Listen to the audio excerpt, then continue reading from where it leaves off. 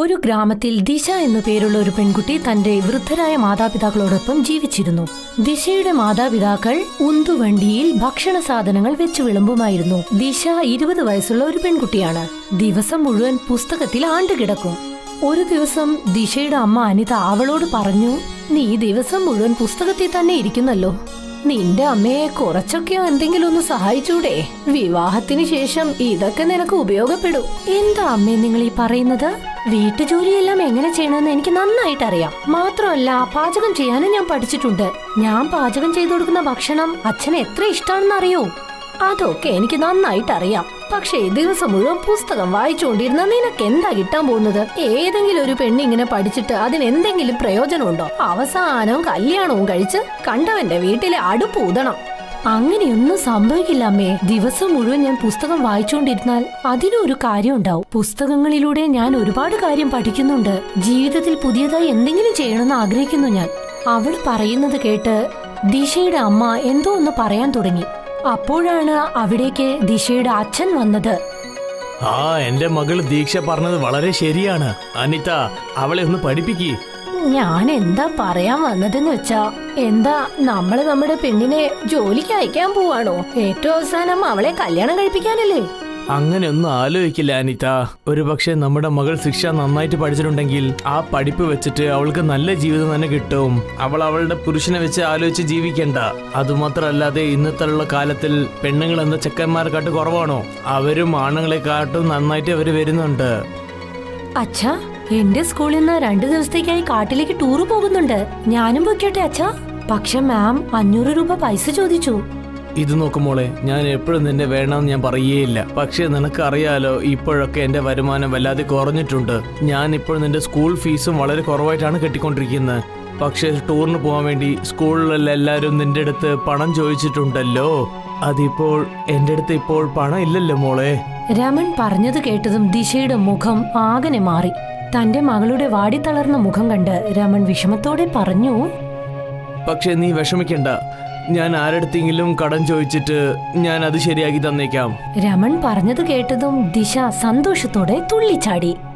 എന്താ മനുഷ്യ ഇത്? ഇവക്ക് വേണ്ടി ഇപ്പൊ കടം വാങ്ങാനും തുടങ്ങിയോ? ഒരു പ്രശ്നവുമില്ല. അവൾ പഠിച്ചതിന് ശേഷം അവൾ എന്തായാലും നമ്മളെ നന്നായിട്ട് നോക്കാൻ പറ്റുമല്ലോ, ശരിയല്ലേ? പക്ഷേ മറ്റന്നാള് നമ്മള് നമ്മുടെ വീടിന് വാടകയും കൊടുക്കണ്ടേ?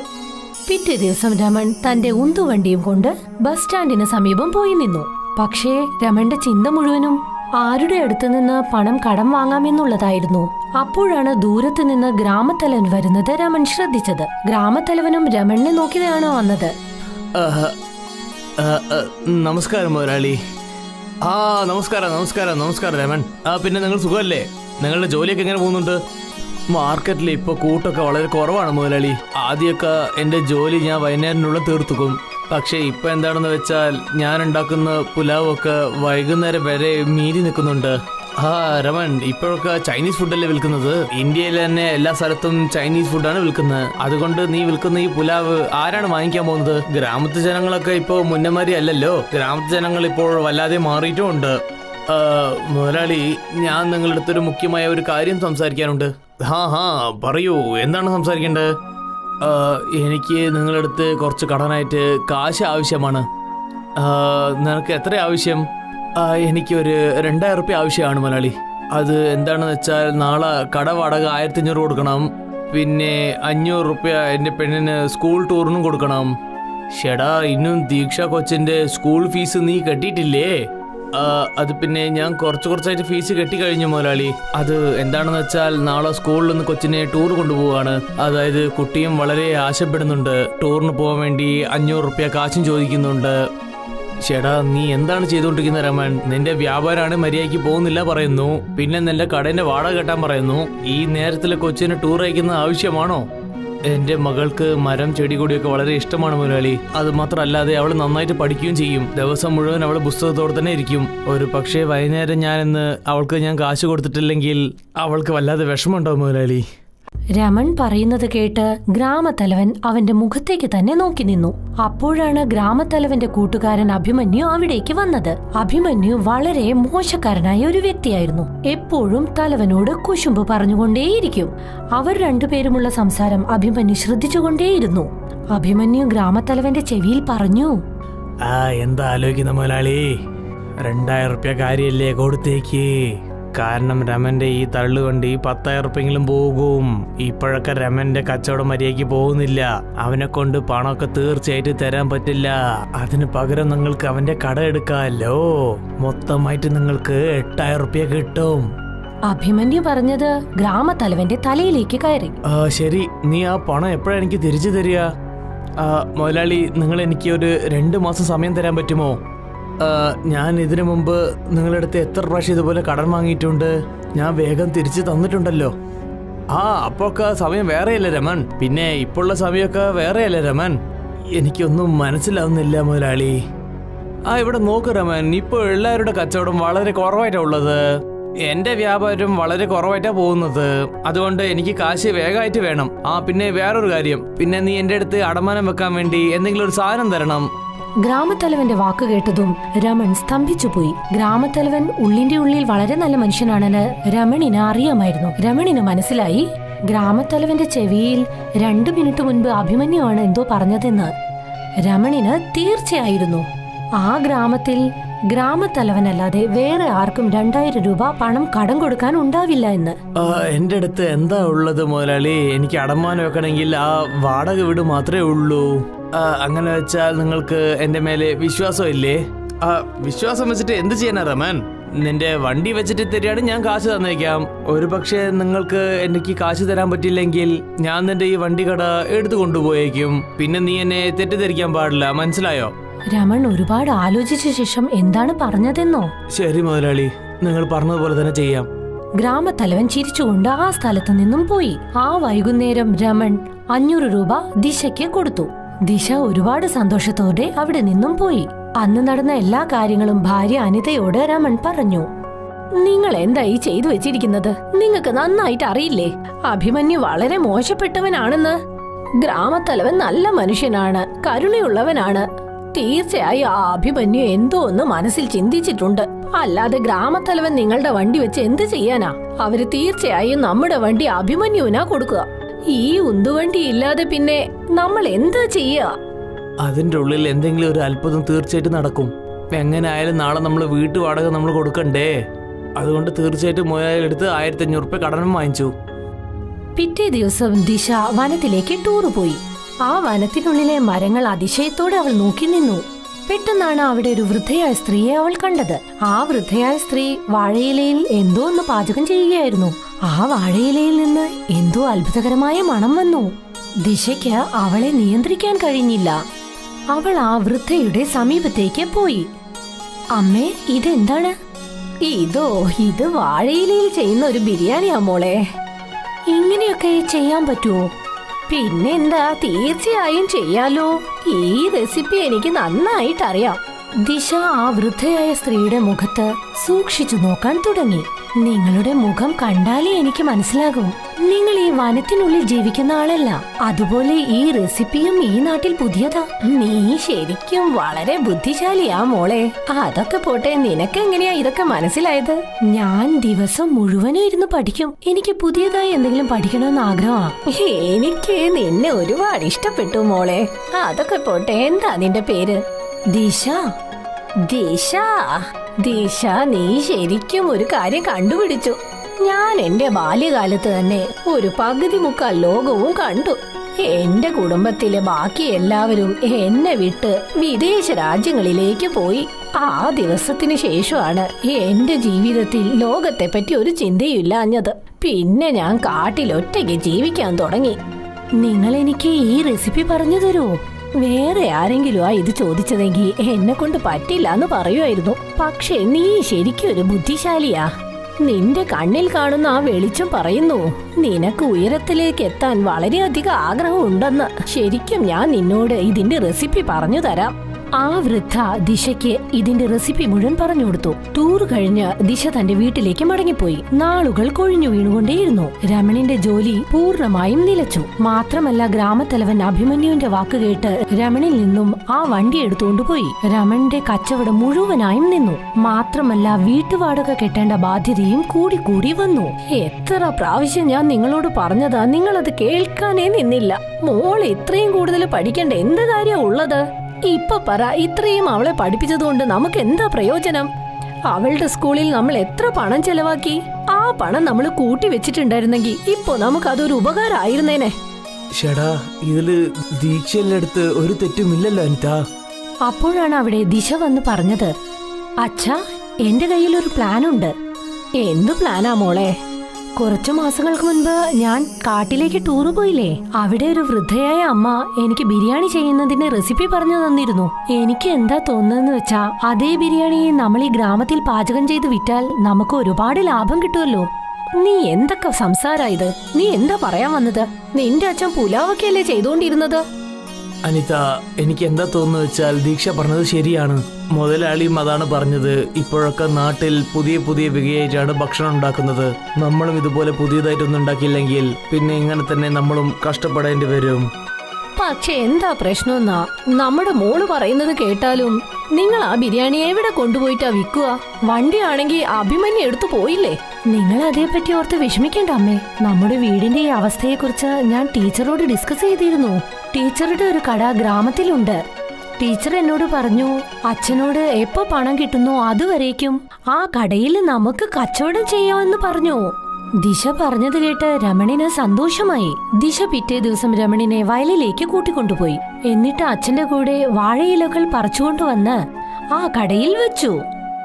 രമണും അനിതയും മുൻപേ തന്നെ ആ കട മുഴുവൻ വൃത്തിയാക്കി വച്ചിരുന്നു. ദിശ ആ വാഴയിലയിൽ ബസുമതി അരിയും ബാക്കി എല്ലാ സാധനങ്ങളും നിറച്ചു വെച്ചു. കുറച്ചു സമയത്തിനുള്ളിൽ തന്നെ വാഴയിലയിൽ ഉണ്ടാക്കിയ ബിരിയാണി റെഡിയായി. അതിൽ നിന്നും വളരെയധികം രുചികരമായ ഒരു മണം പുറത്തേക്ക് വരാൻ തുടങ്ങി. ആ വഴിയിലൂടെ പോകുന്ന ആർക്കും സ്വയം നിയന്ത്രിക്കാൻ കഴിഞ്ഞില്ല. പെട്ടെന്ന് ഒരാൾ അങ്ങോട്ട് വന്ന് എന്തു പറഞ്ഞെന്നോ? ഷടാ, നിങ്ങളുടെ കടയിൽ നല്ല രുചിയുള്ള മണം വരുന്നുണ്ടല്ലോ. ഇതേതെങ്കിലും പുതിയ ഹോട്ടലാണോ? രമൺ എന്തെങ്കിലും പറയുന്നതിനു മുൻപ് ദിശ ആ മനുഷ്യനോട് പറഞ്ഞു, നിങ്ങൾ ശരിയായ കാര്യമാണ് പറഞ്ഞത്. ഇത് ഞങ്ങളുടെ പുതിയ ഹോട്ടലാണ്. വാഴയിലയിൽ ഉണ്ടാക്കിയ ബിരിയാണി ഇവിടെ കിട്ടും.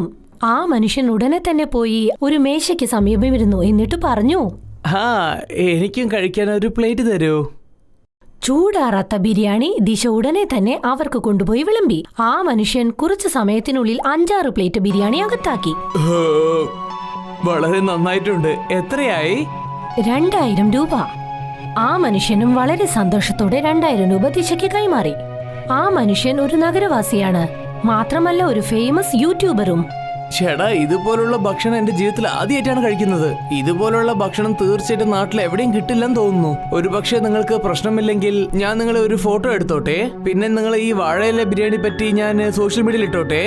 ഓ, ഇട്ടോളൂ. അത് ഞങ്ങളുടെ ഹോട്ടലിന് വളരെയധികം സഹായമാവും. ആ മനുഷ്യൻ വാഴയിലയിൽ ബിരിയാണിയുമായി നിൽക്കുന്ന ദിശയുടെ ഫോട്ടോ എടുത്തു. എന്നിട്ട് ഫേസ്ബുക്കിൽ അപ്ലോഡ് ചെയ്തു. അതിനുശേഷം അവിടെ നിന്നും പോയി. രമൺ ആ 2000 രൂപ കണ്ട് ഒരുപാട് സന്തോഷിച്ചു. ഇത്രയും പണം 10 ദിവസം പണിയെടുത്താലും രമണിന് കിട്ടില്ല. ഇത് കണ്ടില്ല അനിത, നമ്മുടെ മകൾ പഠിച്ചതുകൊണ്ട് നമ്മൾ എത്ര ഉപയോഗമുണ്ടെന്ന്. അവൾ ഇതിന്റെ മുകളിൽ നന്നായിട്ട് പഠിച്ചിട്ടുണ്ടെങ്കിൽ ഇവൾ നമ്മളെ നന്നായിട്ട് നോക്കുന്ന തോന്നുന്നത്. അതെ, നിങ്ങൾ പറഞ്ഞത് ശരിയാണ്. അങ്ങനെയൊക്കെ ചിന്തിച്ചതാലോചിച്ച് എനിക്ക് ഒരുപാട് വിഷമമുണ്ട്. പതുക്കെ കുറച്ചു ദിവസത്തിനുള്ളിൽ തന്നെ ദിശയുടെ ആ ഫോട്ടോ ഇന്ത്യ മുഴുവൻ വൈറലായി. ദൂരദേശങ്ങളിൽ നിന്ന് പോലും ആളുകൾ ദിശയുടെ വാഴയില ബിരിയാണി കഴിക്കാനായി വന്നു. കുറച്ചു മാസങ്ങൾക്ക് ശേഷം രമൺ ആ കട ടീച്ചറിൽ നിന്നും വില കൊടുത്തു വാങ്ങി. ഇപ്പോൾ രമൺ വളരെ മനോഹരമായ ഒരു വീടും കെട്ടി. ഇപ്പോൾ ആ ഗ്രാമം ദിശയുടെ ഗ്രാമം എന്ന പേരിലാണ് ലോകം മുഴുവൻ അറിയപ്പെടുന്നത്. പക്ഷേ ഈ കാര്യം അഭിമന്യുവിന് ഒട്ടും രസിച്ചില്ല. അവൻ ഗ്രാമത്തലവനോട് പറഞ്ഞു, മുതലാളി, ഇത് നിങ്ങൾക്ക് വളരെ ഇൻസൾട്ടാണ്. നിങ്ങളുടെ ഗ്രാമം നിങ്ങളെ കൊണ്ട് ഫേമസ് ആവാതെ ആ ദീക്ഷനെ കൊണ്ടാണ് ഫേമസ് ആവുന്നത്. ഗ്രാമത്തലവൻ അഭിമന്യുവിനോട് എന്തോ പറയാൻ വന്നു. അപ്പോഴാണ് ഗ്രാമത്തലവന്റെ ഭാര്യ ദേഷ്യത്തോടെ അങ്ങോട്ട് വന്ന് പറഞ്ഞത്, ഇനി എങ്ങാനും നീ ഈ വീട്ടിലേക്ക് വന്നാലുണ്ടല്ലോ. നീ എന്താ സംസാരിക്കുന്നത്? അഭിമന്യു എന്റെ സുഹൃത്തല്ലേ?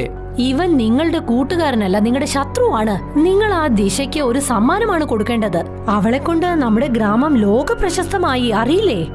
നമ്മുടെ കുഞ്ഞുങ്ങൾക്കെല്ലാം അവൾ എന്തൊരു പ്രോത്സാഹനമാണ്. ഈ അഭിമന്യു ആണെങ്കിലോ എപ്പോ നോക്കിയാലും നമ്മുടെ ഗ്രാമത്തിലെ ആളുകളെ കുറിച്ച് എന്തെങ്കിലും ഒന്ന് പറഞ്ഞുകൊണ്ട് വരും, അറിയില്ലേ? ഇവനെ കൊണ്ട് നിങ്ങളുടെ പേര് മോശമായി പോവുകയുള്ളൂ. എന്താ അത് നിങ്ങൾ മനസ്സിലാക്കാത്തത്? ഗ്രാമത്തലവന് ഭാര്യ പറഞ്ഞത് മനസ്സിലായി. അവർ അഭിമന്യുവിന്റെ കഴുത്തു പിടിച്ച് പുറത്താക്കി. അന്ന് വൈകുന്നേരം ഗ്രാമത്തലവനും പത്നിയും കൂടി രമണിന്റെ കടയിലേക്ക് ബിരിയാണി കഴിക്കാനായി പോയി. എന്നോട് ക്ഷമിക്കൂ രമൻ, ഞാൻ നിന്റെ അടുത്ത് വളരെ മോശമായിട്ടാണ് പെരുമാറിയത്. അഭിമന്യന്റെ വർത്താനം കേട്ടിട്ട് ഞാൻ നിന്റെ കടയെ ഞാൻ എടുത്തു കൊണ്ടുപോയി. എന്നോട് ക്ഷമിക്കണം. അതൊന്നും പ്രശ്നമല്ല മുതലാളി, ഇതൊക്കെ ഈശ്വരന്റെ ലീലയാണ്. ഒരുപക്ഷെ നിങ്ങൾ അങ്ങനെ ചെയ്തിട്ടില്ലെങ്കിൽ ഞാനിന്ന് ഇത്ര വലിയ ആളായിട്ടുണ്ടാവും അറിയില്ല. ഞാൻ എത്ര വലിയ ആളായാലും ശരി മുതലാളി, എപ്പോഴും ഞാൻ നിങ്ങൾക്ക് മര്യാദയെ തരുള്ളൂ. കാരണം നിങ്ങളല്ലേ ഈ ഗ്രാമത്തിന്റെ മുതലാളി. ദിശയുടെ വാഴയിലെ ബിരിയാണി കഴിക്കാനായി ഇന്നും വളരെയധികം ജനങ്ങൾ കടയിലേക്ക് വരുന്നു. വാൻഗ എന്ന് പേരുള്ള ഒരു ഗ്രാമമുണ്ടായിരുന്നു. നമൻ അവിടെ തന്റെ പാവപ്പെട്ട കുടുംബത്തോടൊപ്പം ജീവിച്ചു വന്നു. നമന്റെ അമ്മ സുകന്യ ഒരു വലിയ രോഗത്തോടൊപ്പം ജീവിച്ചു വന്നു. അതിനെക്കുറിച്ച് ആലോചിച്ച് നമൻ എപ്പോഴും വിഷമിക്കുമായിരുന്നു. അമ്മയുടെ രോഗം കാരണം നമനെ തന്റെ പഠിത്തം പോലും അവസാനിപ്പിക്കാനായില്ല. അമ്മേ, ഞാൻ എന്താ ആലോചിക്കുന്ന വെച്ചാൽ കുറച്ച് നഗരത്തിൽ പോയി ജോലിക്ക് തപ്പിയാലോ? അതുവരെ നിങ്ങൾ കുറച്ച് ശ്രദ്ധയോടെ ഉണ്ടാവണേ. ഒരു പക്ഷേ അച്ഛൻ എനിക്ക് അവിടെ കിട്ടിയാലോ? മോനെ, നിന്റെ അച്ഛൻ കാണാതായിട്ട് ഏകദേശം 25 വർഷമായി മോനെ. നീയും എത്ര തവണ നഗരത്തിലേക്ക് ചെന്ന് തിരക്കിയിട്ട് വന്നു കഴിഞ്ഞു. പക്ഷെ അദ്ദേഹത്തെ കുറിച്ച് ഒരു കാര്യവും അറിഞ്ഞില്ല. ഇനി നമ്മൾ വിശ്വസിക്കുന്നത് വളരെ തെറ്റാണ് മോനെ. അമ്മേ, എനിക്ക് മുഴുവൻ വിശ്വാസമുണ്ട്. ഈ പ്രാവശ്യം തീർച്ചയായിട്ടും ഞാൻ അച്ഛനെ കണ്ടുപിടിച്ചു തരും. എന്റെ അവസ്ഥയെക്കുറിച്ച് നിനക്ക് നന്നായിട്ട് അറിയാം. എന്നെ കൊണ്ട് തനിച്ച് ഇവിടെ താമസിക്കാനാകില്ല. ഞാനും നിന്നോടൊപ്പം തന്നെ വന്നേക്കാം. എന്ത് നടന്നാലും നമുക്ക് ഒന്നിച്ചു നോക്കാം മോനെ. അമ്മയും മകനും രണ്ടുപേരും തങ്ങളുടെ സാധനങ്ങളൊക്കെ എടുത്തുകൊണ്ട് നഗരത്തിലേക്ക് പുറപ്പെട്ടു പോയി. കുറച്ചു ദൂരം നടന്നു പോയതിനു ശേഷം രമൺ നോക്കി. അവന്റെ കയ്യിലുണ്ടായിരുന്ന വെള്ളം തീർന്നു പോയിരിക്കുന്നു. എനിക്ക് നന്നായിട്ട് ദാഹിക്കുന്നു മോനെ. എവിടെയെങ്കിലും ചെന്ന് അല്പം വെള്ളം വാങ്ങിച്ചോണ്ട് വരൂ, ഇല്ലെങ്കിൽ ഞാൻ മയങ്ങി താഴേക്ക് വീണു പോകും. നിങ്ങൾ അടുത്തുള്ള ഈ തോട്ടത്തിലെ ഇരുന്നോളൂ അമ്മേ, ഞാൻ പോയി വെള്ളം കൊണ്ടുവരാം. വേഗം തന്നെ വന്നേക്കാം. നിങ്ങൾ ഒന്നും വിഷമിക്കണ്ട. മോനെ, ഇത്രയും സമയം എന്നോട് സംസാരിച്ചതിന് പകരം ഇതിനകം നീ ചെന്ന് വെള്ളം കൊണ്ടുവരായിരുന്നു മോനെ. പോ മോനെ, ചെന്ന് കൊണ്ടുവാ. നമൻ തൊട്ടടുത്തുള്ള ഗ്രാമത്തിൽ ചെന്ന് വെള്ളത്തിനായി പോയി. പക്ഷെ അവൻ ചെന്ന വശത്തെല്ലാം വെറും കാലിയായ റോഡും ആളില്ലാത്ത സ്ഥലവുമായിരുന്നു. പിന്നെ അവൻ അതേ റോട്ടിൽ ഒരു വീടുള്ളത് കണ്ടു. അത് ശരിക്കും മലയുടെ നടുകിലായിരുന്നു. ആ വീട് കണ്ടതും തന്നെ രമന്റെ മനസ്സിൽ ഒരു സന്തോഷം ഏർപ്പെട്ടു. ആ സ്ഥലത്ത് ഒരു വീട് കാണുന്നുണ്ട്. നമ്മൾ തീർച്ചയായിട്ടും അങ്ങോട്ട് പോയേക്കണം. വെള്ളം കിട്ടിയാൽ മതി. നമൻ ആ വീട്ടിലേക്ക് പോയി. അവിടെ ചെന്ന് ആ വീടിന്റെ കതക് തട്ടി. വീട്ടിലാരാണ്? വീട്ടിലാരെങ്കിലും ഉണ്ടോ? വീട്ടിലാരെങ്കിലും ഉണ്ടോ? എന്റെ അമ്മയ്ക്ക് വല്ലാതെ വെള്ളം ദാഹിക്കുന്നുണ്ട്. ദയവായിട്ട് എന്നെ ഒന്ന് സഹായിക്കണം. ദയവായിട്ട് ഒന്ന് കതവ് തുറക്കുമോ? എനിക്ക് നിങ്ങളുടെ സഹായം ആവശ്യമാണ്. ഇരുമോനെ, ഞാൻ വരികയാണ്. ആ വയസ്സായ ആള് വന്ന് കതക് തുറന്നു. പിന്നെ കലത്തിൽ നിന്നും വെള്ളമെടുത്തു. ഗ്ലാസ്സിൽ ആ വെള്ളമെടുത്തവന്റെ കയ്യിൽ നൽകിയിട്ട് എന്തു പറഞ്ഞെന്നാൽ, ശരി ശരി, വേഗം തന്നെ പോയേക്ക്. ഞാൻ അവർക്ക് വേണ്ടി വെള്ളം കൊണ്ടുവന്നിട്ടുണ്ട്. ഇത് അവർക്ക് പോയി കൊടുത്തേക്ക്. അതിന്റെ കൂടെ തന്നെ കുറച്ച് ഞാൻ ജാമുനും കൊണ്ടുവന്നിട്ടുണ്ട്. അവർക്ക് കുറച്ച് ജാമുനും കൊടുത്തിട്ട് വെള്ളം കുടിപ്പിച്ചേക്ക്. അവർ പെട്ടെന്ന് തന്നെ ശരിയാവും. നിങ്ങൾ പറഞ്ഞതുപോലെ തന്നെ ചെയ്യാം. ഇതെന്റെ കയ്യിൽ തന്നേക്ക്. ഞാൻ പെട്ടെന്ന് തന്നെ അവരുടെ അടുത്ത് പോയി കൊടുത്തേക്കാം. നമൻ അദ്ദേഹം നൽകിയതെല്ലാം വാങ്ങിയിട്ട് തന്റെ അമ്മയുടെ അടുത്തേക്ക് പോയി. വെള്ളം, വെള്ളം, വെള്ളം, വേഗം കൊണ്ടുവാ മോനെ. അമ്മേ, നിങ്ങളൊന്നും വിഷമിക്കണ്ട. ഇതാമേ വെള്ളം, നിങ്ങളിത് കുടിച്ചോളൂ. അതിനു മുമ്പ് ഈ ജാമുൻ കഴിച്ചോളൂ. ആ ജാമുൻ കഴിച്ചതും നമന്റെ അമ്മ ആരോഗ്യമുള്ളവരായി മാറി. ഇത് കണ്ടതും നമന് വിശ്വസിക്കാനായില്ല. അമ്മേ, നിങ്ങൾ മുഴുവനായിട്ട് മാറിയല്ലോ. ഇതൊക്കെ എന്താണ്? ഞാൻ ഇതിനു മുമ്പ് നിങ്ങൾ ഇത്ര ആരോഗ്യമായിട്ട് കണ്ടില്ലല്ലോ. എനിക്കും ഒന്നും മനസ്സിലാകുന്നില്ല മോനെ. അതൊക്കെ ശരി, ഇതൊക്കെ എങ്ങനെയാ സംഭവിച്ചത്? നിനക്ക് ഈ ജാമുൻ എവിടെന്നാ കിട്ടിയേ? പിന്നെ ഈ ജാമുന്റെ സ്വാദ് മുൻപേ കഴിച്ചിട്ടുള്ളത് പോലെയുണ്ട്. അതിനകം അവിടേക്ക് ശങ്കർ വന്നു. അദ്ദേഹത്തെ കണ്ടിട്ട് നമന്റെ അമ്മ സുകന്യ ആകെ അതിശയിച്ചു പോയി. നിങ്ങൾ ഇവിടെ? നമൻ, നമൻ, നമൻ, ഇദ്ദേഹമാണ് നിങ്ങളുടെ അച്ഛൻ. ഇദ്ദേഹത്തെ തേടിയാണ് നമ്മൾ നഗരത്തിലേക്ക് പോകുന്നത്. അച്ഛാ, നിങ്ങൾ എന്തിനാ ഞങ്ങളെ വിട്ടിട്ട് പോയത്? ഞാൻ നിനക്ക് എല്ലാ സത്യങ്ങളും ഇപ്പൊ പറയാം മോനെ. ആ നേരത്തെ ഗ്രാമത്തിൽ വെള്ളപ്പൊക്കം വന്നിരുന്നു. അടുത്തുള്ള ഡാം പൊട്ടിയത് കൊണ്ട് ഗ്രാമത്തിലുള്ള എല്ലാ സ്ഥലത്തും വെള്ളം വന്നു. എടോ ശങ്കർ, വേഗം തന്നെ നിന്റെ കുടുംബമൊക്കെ കൊണ്ടുപോയിട്ട് നിങ്ങൾ അവിടെ പുറത്തെ നാട്ടിലേക്ക് പോയേക്ക്. ഡാം പൊട്ടിയത് കാരണം കൊണ്ട് നമ്മൾ ഗ്രാമത്തിൽ ഫുള്ളും വെള്ളപ്പൊക്കമാണ്. വേഗം തന്നെ മൊത്ത ഗ്രാമവും മുഴുങ്ങിപ്പോവും. നിങ്ങൾ പറഞ്ഞത് വളരെ ശരിയാണ് ചേട്ടാ. നിങ്ങൾ പറഞ്ഞതുപോലെ തന്നെ ഞാൻ ചെയ്തേക്കാം. ആ സമയം ശങ്കർ അതുപോലെ തന്നെ ചെയ്തു. തന്റെ മകൻ നമൻ പിന്നെ തന്റെ ഭാര്യ സുകന്യയെ ബന്ധുക്കളുടെ വീട്ടിലേക്ക് അയച്ചു. നിങ്ങൾ വീണ്ടും ഈ ഗ്രാമത്തിലേക്ക് വരണ്ട. ഞാൻ വേഗം തന്നെ ഇപ്പൊ തന്നെ തിരിച്ചു വന്നേക്കാം. ദയവായി നിങ്ങൾ വേഗം വരണേ. ഞാൻ നിങ്ങൾക്കായി കാത്തിരിക്കുന്നതാണ്. നീ നമ്മുടെ മകനെ നന്നായിട്ട് നോക്കിക്കൊള്ളണം. അതിനുശേഷം ഞാൻ എന്താ കേട്ടത് വെച്ചാൽ, പോയിക്കൊണ്ടിരുന്ന ബസ് ഒരു പള്ളത്തിൽ വീണു എന്നും ഞാനും എൻ്റെ മൊത്ത കുടുംബവും മരിച്ചു പോയെന്നാണ് വിചാരിച്ചത്. ഞങ്ങൾ രണ്ടുപേരും ആ ബസ്സിലുണ്ടായെന്നാ വിചാരിച്ചത്. പക്ഷെ ഞാൻ ഇന്ന് സന്തോഷമായിട്ടുണ്ട്. കാരണം എൻ്റെ കുടുംബം ഇന്ന് വളരെ സന്തോഷമായിട്ടുണ്ട്. നിങ്ങളുടെ കുടുംബം ഇപ്പോഴും സന്തോഷമായിട്ട് ഇല്ല അച്ഛാ. അതുമല്ലാതെ അച്ഛൻ്റെ സ്നേഹത്തിന് വേണ്ടി ഞാൻ കാത്തിരിക്കുകയായിരുന്നു. പക്ഷെ നിങ്ങൾ എന്താണെന്ന് വെച്ചാൽ ഇവിടെ ഇരുന്നിട്ട് ജാമുൻ കഴിച്ചുകൊണ്ടിരിക്കുകയാണോ? നിങ്ങൾക്ക് നാണോ ഇല്ലേ? വായടക്കി നമൻ. ഒരു അച്ഛനോട് ഇങ്ങനെയാണോ മകൻ സംസാരിക്കുന്നത്? കുരൽ ഉയർത്തി സംസാരിക്കല്ലേ. ഇവിടെ നോക്കൂ സുകന്യ, ദൈവത്തിന്റെ അനുഗ്രഹം കൊണ്ട് എനിക്ക് എൻ്റെ കുടുംബം വീണ്ടും തിരിച്ചു കിട്ടി.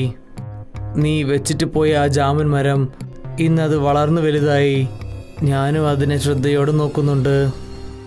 അതൊന്നും ഒരു സാധാരണ ജാമുൻ മരമല്ല. അതിൻ്റെ ഉള്ളിൽ കുറേ ശക്തികളുമുണ്ട്. എനിക്കൊന്നും മനസ്സിലാവുന്നില്ല. അതെന്താ ജാമുൻ മരം? അതുകൊണ്ട് എന്താ സംഭവിക്കുക? ആ ജാമുൻ മരം പല വർഷങ്ങൾ കഴിഞ്ഞിട്ടാണ് കനി തരിക. ആ ജാമുൻ മരത്തിന്റെ പഴം കഴിച്ചാൽ ജനങ്ങൾ സൂക്കേടില്ലാതെ നന്നായിട്ടുണ്ടാവും. അങ്ങനെ വെച്ചാൽ നമ്മൾ ഈ പാവപ്പെട്ട ജീവിതം അതിനെ കൊണ്ട് മാറ്റാൻ പറ്റുമല്ലോ. ഇവിടെ നോക്കുമോനെ, എൻ്റെ കുടുംബം കണ്ടതിൽ എനിക്ക് വളരെ സന്തോഷമുണ്ട്. ശരി, നീ തന്നെ വീട്ടിലേക്ക് പോയിട്ട് നമ്മുടെ ആ ജാമുൻ മരം പോയി നോക്കിയിട്ട് വാ. നമൻ തന്റെ അച്ഛനും അമ്മയോടൊപ്പം ചേർന്ന് ആ ജാമുൻ മരം ചെന്ന് കണ്ടു. അവിടെ വലിയൊരു ജാമുൻ മരം നിൽക്കുന്നത് അവൻ കണ്ടു. അത് കണ്ടതും തന്നെ അവൻ വളരെ സന്തോഷവാനായി. ആ മരം മുഴുവൻ ജാമുൻ കൊണ്ട് നിറഞ്ഞിരുന്നു. അമ്മേ, ഈ ജാമുൻ മരം വെച്ചിട്ട് നമ്മൾ കുറെ സൂക്കേടുള്ള ആൾക്കാരെ നമുക്ക് ഗുണപ്പെടുത്താൻ പറ്റുമേ? ഇവിടെ നോക്കുമോനെ, നിന്റെ ആലോചന വളരെ നന്നായിട്ടുണ്ട്. പക്ഷേ ഇവിടെയുള്ള ജനങ്ങളൊക്കെ വളരെ പാവപ്പെട്ടവരാണ്, പണമില്ലാത്തവരാണ്. അവരെന്തായാലും ജാമുൻ വാങ്ങില്ല. നീ അതിനു വേണ്ടി വേറൊരു സൂത്രമാണ് ആലോചിക്കേണ്ടത്. അച്ഛാ, ഞാനെന്താ ഒരു ബിരിയാണി കട തുടങ്ങിയാലോ? ഇത് മലയുള്ള ഗ്രാമമാണ്. നമ്മൾ കുറച്ച് ദൂരത്ത് പോയി അവിടെ ഗ്രാമത്തിലേക്ക് പോവാം. നമ്മൾ അവിടെ പോയി നമ്മൾ ബിരിയാണീൻ്റെ കച്ചവടം തുടങ്ങിയേക്കാം. നിനക്ക് ധാരാളമായിട്ട് അങ്ങനെ ചെയ്യാം മോനെ.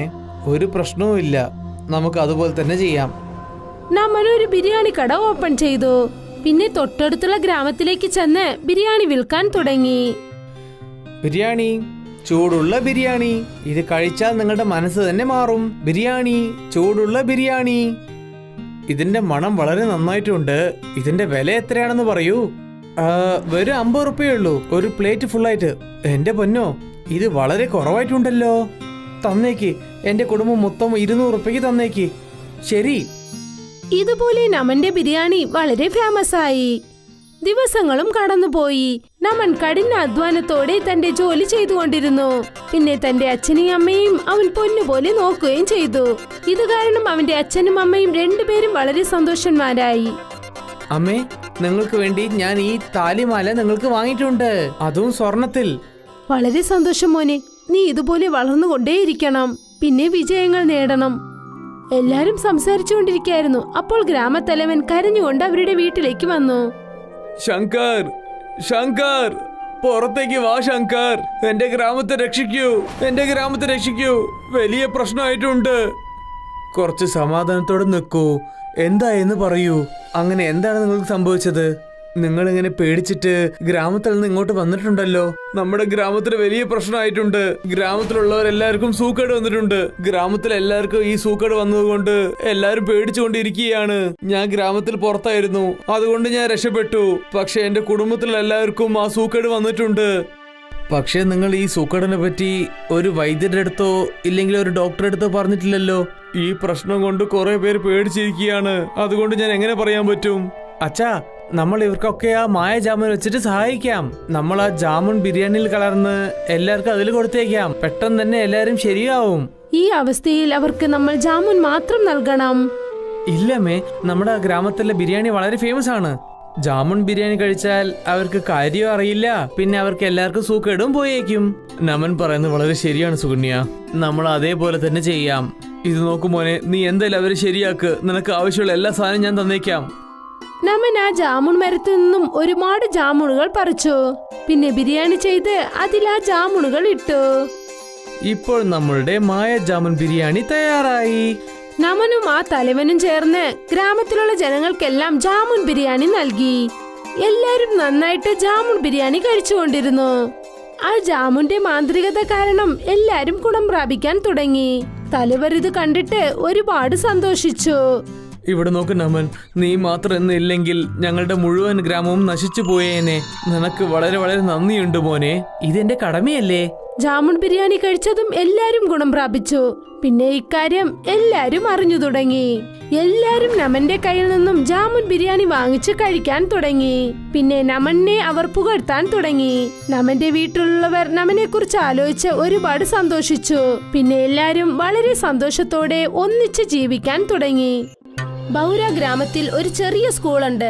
അത് വളരെ വർഷം പഴയ സ്കൂളാണ്. ആ സ്കൂളിന്റെ അവസ്ഥ വളരെ മോശമായിരുന്നു. കുട്ടികൾ ഇരിക്കുന്ന ബെഞ്ചൊക്കെ പൊട്ടിപ്പോയിരുന്നു. പിന്നെ അതിൽ കരപ്പാൻ പിടിച്ചിരുന്നു. ബ്ലാക്ക് ബോർഡൊക്കെ അഴുക്ക് പിടിച്ചിരുന്നു. മാത്രമല്ല മഴക്കാലത്ത് സ്കൂളിന്റെ വോട്ടിൽ നിന്നും വെള്ളം ഒലിച്ചുകൊണ്ടിരിക്കും. കുട്ടികളെ, വേഗം നിങ്ങളുടെ ഹോംവർക്ക് ചെക്ക് ചെയ്തോളൂ. കുറച്ചു സമയത്തിനകം മഴ പെയ്യാൻ പോവുകയാണ്. പിന്നെ നിങ്ങളുടെ ബുക്കൊക്കെ നനഞ്ഞു പോകും. മഴയിൽ ബുക്ക് നനഞ്ഞു പോകുമെന്നുള്ള പേടിയിൽ സ്റ്റുഡൻസ് എല്ലാം അവരുടെ ഹോംവർക്ക് ചെക്ക് ചെയ്യാൻ വേണ്ടി ടീച്ചർ അടുത്തേക്ക് ചെന്നു. ടീച്ചർ കുട്ടികളുടെ ഹോംവർക്ക് ചെക്ക് ചെയ്തു. പിന്നെ അവർക്ക് പുതിയ ഹോംവർക്ക് നൽകി വീട്ടിലേക്ക് അയച്ചു. ശരി കുട്ടികളെ, നാളെ വരുമ്പോൾ എല്ലാരും ഹോംവർക്ക് ചെയ്തിട്ട് വരൂ. പിന്നെ ഇപ്പോ നിങ്ങൾ നേരെ വീട്ടിലേക്ക് പോകൂ.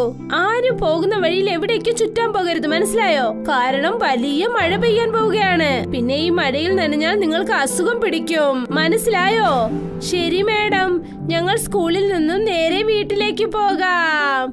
കുട്ടികൾ എല്ലാവരും വീട്ടിലേക്ക് പോയി. അവർ പോയതിനു ശേഷം മാഡമും സ്കൂളിലെ ജനൽ കതകയെല്ലാം മൂടിയിട്ട് പൂട്ടും ഇട്ടു. പിന്നീട് അവർ വീട്ടിലേക്ക് പോയി. എല്ലാരും പോയതിനു ശേഷം നല്ല മഴ പെയ്തു. പിന്നെ കൂടെ തന്നെ മിന്നലും പുയലും ഒക്കെ വന്നു. വേഗത്തിൽ കാറ്റ് വീശതുകൊണ്ട് സ്കൂൾ ഇടിഞ്ഞു താഴേക്ക് വീണു. അടുത്ത ദിവസം മാഡം സ്കൂളിലേക്ക് വന്നപ്പോൾ സ്കൂൾ മൊത്തത്തിൽ ഇടിഞ്ഞു പൊളിഞ്ഞു കിടക്കുന്നത് അവർ കണ്ടു. പോയോ, ഇതൊന്നും കാണാത്ത കുറവേ ഉണ്ടായിരുന്നുള്ളൂ. അങ്ങനെയൊന്നും ഞങ്ങളും ഈ സ്കൂളിൽ ജോലി ചെയ്തുകൊണ്ടിരുന്നു. എന്ത് ചെയ്യാനാ, ഇനി അതും ഇല്ല. ഇനി കുട്ടികളെ എങ്ങനെയാ പഠിപ്പിക്കുക? ടീച്ചർ ഗ്രാമത്തലവനെ കാണാൻ ചെന്നു. അദ്ദേഹത്തോട് ഈ കാര്യത്തെ കുറിച്ച് പറഞ്ഞു. തലവർ സാറേ, കൊടുങ്കാറ്റ് വീശതുകൊണ്ട് ഞങ്ങളുടെ സ്കൂൾ മൊത്തം ഇടിഞ്ഞുപോയി. ഇപ്പോ സ്കൂൾ നിർമ്മിക്കാൻ ഞങ്ങൾക്ക് പുതിയൊരു ബിൽഡിംഗ് വേണം. നിങ്ങളെ കൊണ്ട് ഞങ്ങളെ സഹായിക്കാൻ പറ്റുമോ? എന്റെ അടുത്ത് ഇത്ര വലിയ ബിൽഡിംഗ് കെട്ടാനുള്ള കാശ് എന്റെ കയ്യിൽ ഇല്ലല്ലോ. നമുക്ക് ഗവൺമെന്റിന്റെ അടുത്ത് സ്കൂൾ കെട്ടിത്തരാൻ വേണ്ടി ഒരു ലെറ്റർ എഴുതി കൊടുത്താലോ? നിങ്ങളൊരു ലെറ്റർ എഴുതി തരൂ. ഞാൻ അതിലൊരു സൈൻ ഇട്ട് തന്നിട്ട് ഒരു ഗവൺമെന്റ് ഓഫീസറെ കണ്ടിട്ട് നമ്മളെ സ്കൂളും ശരിയാക്കാൻ പറ്റുമല്ലോ. എന്താ? ടീച്ചർ സ്കൂൾ ബിൽഡിംഗ് കെട്ടാൻ വേണ്ടി ഒരു അപ്ലിക്കേഷൻ എഴുതി തലവന്റെ കയ്യിൽ നൽകി. തലവൻ അതിൽ സീലടിച്ച് അടുത്തുണ്ടായിരുന്ന സർക്കാർ സ്ഥാപനത്തിൽ കൊണ്ടെത്തിച്ചു. കുറച്ചു ദിവസങ്ങൾക്ക് ശേഷം ഒരു സർക്കാർ എഞ്ചിനീയർ സ്കൂൾ വരപടം എടുത്തുകൊണ്ട് സ്കൂളിന്റെ സ്ഥലം കാണാനായി അവിടേക്ക് വന്നു. ഇതാ മാഡം, ഞാൻ പുതു സ്കൂൾ കെട്ടാനുള്ള ഓർഡർ റെഡിയാക്കിയിട്ടുണ്ട്. ഞാൻ ഇതിന്റെ ഇന്നൊരു കോപ്പി ഓഫീസിൽ ഭദ്രമായിട്ട് വെച്ചോളാം. ഗവൺമെന്റ് അടുത്തുനിന്ന് ഇത് എപ്പോ പാസ്സാവുന്നുണ്ടോ പുതിയ സ്കൂൾ കെട്ടാനുള്ള പണിയും തുടങ്ങിയേക്കും. ടീച്ചറിന് പുതിയ സ്കൂളിന്റെ ചിത്രം നൽകിയതിനു ശേഷം അദ്ദേഹം അവിടെ നിന്നും പോയി. പിന്നെ സർക്കാർ സ്ഥാപനത്തിന് സ്കൂളിന്റെ വരപടം നൽകി. പക്ഷെ സർക്കാർ ഉദ്യോഗസ്ഥൻ ഇക്കാര്യത്തിൽ ഒരു ശ്രദ്ധയും ചെലുത്തിയില്ല. പിന്നെ ദിവസങ്ങൾ കടന്നുപോയതിനു ശേഷവും സ്കൂൾ കെട്ടാനുള്ള ഒരു നടപടിയും എടുത്തില്ല. പല മാസങ്ങളായി കാത്തിരിക്കുന്നു. 1 വർഷം ആകാൻ പോകുന്നു. ഇതുവരെ സ്കൂൾ ഉണ്ടാക്കാനുള്ള ഒരു ആലോചനയും കാണുന്നില്ല. എനിക്ക് തോന്നുന്നു ഈ സർക്കാർ നമ്മുടെ ഗ്രാമത്തിന് സ്കൂൾ ഉണ്ടാക്കി തരുന്ന ഒരു വിശ്വാസവുമില്ല. ടീച്ചർ ഇക്കാര്യത്തെ കുറിച്ച് സംസാരിക്കാനായി ആ എഞ്ചിനീയറെ തേടി ചെന്നു. വരൂ മാഡം, ഇരിക്കൂ. ഞാൻ തന്നെ നിങ്ങൾ കാണുമെന്ന് വിചാരിച്ചതാണ്. സർ, അത് പിന്നെ ഞങ്ങളുടെ സ്കൂൾ കെട്ടാനുള്ള ജോലി എന്നാ തുടങ്ങുന്നത്? വർഷം 1 കടന്നുപോയി. കുട്ടികളുടെ ഭാവി ഒരു ചോദ്യചിഹ്നമായി മാറില്ലേ? ഞാൻ നിങ്ങളടുത്ത് എന്ത് പറയാനാ മാഡം? ഞാൻ അന്ന് തന്നെ ബ്ലൂ പ്രിന്റ് എല്ലാം കൊടുത്തു കഴിഞ്ഞു. അതും പാസ്സായിട്ട് വന്നു. ഗവൺമെന്റ് സൈഡിൽ നിന്ന് നിങ്ങളുടെ സ്കൂൾ കെട്ടാനുള്ള ബഡ്ജറ്റ് വന്നിട്ടുണ്ടല്ലേ? ആ ബഡ്ജറ്റിലുള്ള മൊത്ത കാശും അയാൾ ഓഫീസർ കഴിച്ചു. പിന്നെ അയാൾ റിപ്പോർട്ടും ചെയ്തു നിങ്ങളുടെ സ്കൂൾ കെട്ടിക്കഴിഞ്ഞെന്ന്. അതെയോ, ഇതാണോ കാര്യം? സർക്കാർ ഉദ്യോഗസ്ഥന് മേലിൽ ഇനി മുതൽ എങ്ങനെ വിശ്വസിക്കാനാണ്? ഇതുപോലെയുള്ള ആളുകൾ കുട്ടികളുടെ ഭാവി പോലും വിട്ടുവെക്കുന്നില്ല. കുട്ടികളുടെ സ്കൂളിന്റെ കാശെങ്കിലും വിട്ടുവെക്കാമല്ലോ. പാവം ആ കുട്ടികൾക്കൊരു നല്ലതെങ്കിലും ഉണ്ടാവുമല്ലോ. ഞാൻ നിങ്ങളുടെ അടുത്ത് മാപ്പ് ചോദിക്കാണ് മാഡം. നിങ്ങൾ സ്കൂൾ പിള്ളേരുടെ ലൈഫിനെ നാശമായി. പക്ഷെ ഇതിൽ എന്റെ തെറ്റൊന്നുമില്ല. പക്ഷെ ഞാൻ എന്റെ ജോലി മര്യാദയായിട്ടാണ് ചെയ്തത്. ഇല്ല സാറേ, ഞാൻ അത്ര പെട്ടെന്ന് കുട്ടികളുടെ ഭാവി നശിക്കാൻ സമ്മതിക്കുന്നതല്ല. മനസ്സിലായോ? സ്കൂൾ ബിൽഡിംഗ് കെട്ടിയില്ലെങ്കിൽ എന്താ പ്രശ്നം? ഞാൻ മരത്തണലിൽ കുട്ടികൾക്ക് പഠിത്തം പറഞ്ഞു കൊടുക്കും. അവരുടെ പഠിത്തം അവസാനിക്കാൻ ഞാൻ സമ്മതിക്കില്ല. അടുത്ത ദിവസം മുതൽ ടീച്ചർ എല്ലാരെയും ഒരു മരത്തണലിൽ ഇരുത്തി പാഠം പഠിപ്പിച്ചു. കുട്ടികൾ എല്ലാരും ഇങ്ങനത്തെ ക്ലാസ്സിൽ വളരെ സന്തോഷിച്ചു. പക്ഷെ പെട്ടെന്ന് അവിടെ മഴ പെയ്യാൻ തുടങ്ങി. പിന്നെ കുട്ടികൾ മഴയിൽ നിന്നും രക്ഷപ്പെടാൻ വേണ്ടി ഇങ്ങോട്ടും അങ്ങോട്ടും ഓടാൻ തുടങ്ങി. അല്ല, എങ്ങോട്ടാ ഓടുന്നേ? സൂക്ഷിച്ച് പതുക്കെ, മഴയിൽ എങ്ങാനും വീണു പോകും. കുറച്ചു കുട്ടികൾ അവിടെ ഉണ്ടായിരുന്ന ഒരു ഓട്ടോയിൽ കയറിയിരുന്നു. മാഡമും ആ ഓട്ടോയിൽ കയറിയിരുന്നു. പിന്നെ മുൻപിലുള്ള ഡ്രൈവർ സീറ്റിലിരുന്ന് കുട്ടികൾക്ക് പാഠം പറഞ്ഞു കൊടുത്തു. നമുക്കൊരു നല്ല സ്ഥലം കിട്ടി കുട്ടികളെ. നമുക്ക് ഇവിടെ ഇരുന്ന് പോലും നന്നായിട്ട് പഠിക്കാം. പക്ഷെ മാഡം, ഈ ഓട്ടോയിൽ ഞങ്ങൾ 4 പേര് മാത്രമല്ലേ പഠിക്കാൻ പറ്റൂ? ബാക്കിയുള്ള കുട്ടികളൊക്കെ എങ്ങനെ പഠിക്കാനാണെന്ന് പറയൂ. ഇക്കാര്യത്തെ കുറിച്ച് നമ്മൾ അല്പം ആലോചിക്കണം. ഞാൻ അതിനെന്തെങ്കിലും ഐഡിയ ഉണ്ടാക്കാം. ഇന്ന് നിങ്ങൾ നിങ്ങളുടെ ലെസൺ കംപ്ലീറ്റ് ചെയ്യൂ. എന്നിട്ട് വീട്ടിലേക്ക് പോകൂ. ഞാൻ നാളെ പുതിയ സ്കൂളിലേക്കുള്ള ഏർപ്പാടുകൾ ചെയ്യാം. കുട്ടികളെല്ലാരും പോയതിനു ശേഷം മാഡം ഒരു ഓട്ടോ മെക്കാനിക്കിനടുത്തേക്ക് ചെന്നു. കുട്ടികൾക്ക് വേണ്ടി ഒരു വലിയ സ്കൂൾ കെട്ടണം. നിങ്ങളെ കൊണ്ട് എന്നെ സഹായിക്കാൻ പറ്റുമോ? ഞാനൊരു റിക്ഷ മെക്കാനിക്കാണ് മാഡം. ഞാൻ ബിൽഡിംഗ് കെട്ടുന്ന എഞ്ചിനീയർ ഒന്നല്ലല്ലോ. ഞാൻ എങ്ങനെയാ നിങ്ങൾക്ക് സ്കൂൾ കെട്ടി തരിക? എനിക്ക് ആട്ടോയിലാണ് സ്കൂൾ കെട്ടേണ്ടത്, കല്ലുകൊണ്ടല്ല. അതുകൊണ്ടാണ് നിങ്ങളെ തേടി ഞാൻ വന്നത്. റിക്ഷയില് സ്കൂളോ? അത് എങ്ങനെയാണ്? ഞാൻ ഇതുവരെ റിക്ഷയില് സ്കൂള് കേട്ടിട്ടുമില്ല, കണ്ടിട്ടുമില്ല. ആദ്യമായിട്ടാണ് നിങ്ങൾ പറയുന്നത് ഞാൻ കേൾക്കുന്നത്. മാഡം, ഞാനൊരു പാവപ്പെട്ടവനാണ്. നിങ്ങളിപ്പോഴും എന്തിനാ എൻ്റെ അടുത്ത് തമാശ ചെയ്യുന്നത്? ഒരുപക്ഷെ ഇത് തമാശയില്ലെങ്കിൽ ഈ കാര്യം നിങ്ങൾ തന്നെ പറഞ്ഞതാ. റിക്ഷ സ്കൂൾ എങ്ങനെയാണ് ചെയ്യേണ്ടത്? ഇവിടെ നോക്കൂ, ഒരുപാട് ദിവസമായി അവിടെ ഒരുപാട് റിപ്പയർ ആയ ഓട്ടോകളുണ്ട്. അതെല്ലാം ഒന്നിച്ചു ചേർത്ത് നിങ്ങൾക്കൊരു സ്കൂൾ ഉണ്ടാക്കി തരാൻ സാധിക്കുമോ? അതിൽ എന്റെ സ്റ്റുഡൻസ് എല്ലാം ഒന്നിച്ചു ചേർന്ന് പഠിക്കണം. അത് സാധിക്കുമോ? അങ്ങനെയാണോ? അപ്പൊ ഇതാണോ കാര്യം? നിങ്ങൾ എന്താ ഇതിനു മുമ്പ് എന്നെ പറയാത്തത്? ഇതൊക്കെ ഞാൻ വളരെ സൂപ്പർ ആയിട്ട് തന്നെ ചെയ്യും. നിങ്ങൾ എന്റെ ജോലി മാത്രം നോക്കിക്കോളൂ. ഞാൻ എല്ലാ റിപ്പയർ ആയ റിക്ഷയും ചേർത്തിട്ട് ഞാൻ ചെയ്യാൻ പോകുന്ന നിങ്ങൾ കാര്യം കണ്ടിട്ടേ നിങ്ങൾ എന്നെ അതിശയപ്പെടും. ഇപ്പോ ആ മെക്കാനിക് റിപ്പയർ ആയ എല്ലാ ഓട്ടോകളും ഒരേ സ്ഥലത്ത് ഒന്നിച്ചു വെച്ചു. പിന്നെ അത് ബിൽഡിംഗ് പോലെ ഒന്നിച്ചാക്കി. ഇതാ മാഡം, നിങ്ങൾ കണ്ടിരിക്കുന്നത് ഈ റിക്ഷ സ്കൂൾ റെഡി ആയിട്ടുണ്ട്. പിന്നെ പഠിക്കാൻ വേണ്ടി ബ്ലാക്ക് ബോർഡും ഞാൻ ഫിക്സ് ആക്കിയിട്ടുണ്ട്.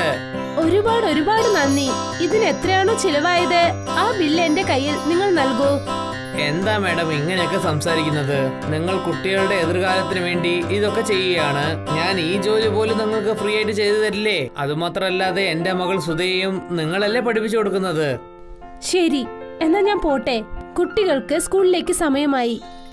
ഇപ്പോ ടീച്ചർ ആട്ടോ സ്കൂൾ സീറ്റിലിരുന്ന് ആ വണ്ടി ഓട്ടിക്കാൻ തുടങ്ങി. ഓരോ കുട്ടികളുടെ വീട്ടിലായിട്ട് ചെന്ന് അവരെ പിക്ക് ചെയ്യാൻ തുടങ്ങി. ഒരു ലേഡി ഓട്ടോ ഓട്ടിക്കുന്നത് കണ്ട് ജനങ്ങൾ അവരെ കളിയാക്കാൻ തുടങ്ങി. പക്ഷെ ടീച്ചർ അവർ സംസാരിക്കുന്നതൊന്നും കേട്ടില്ല.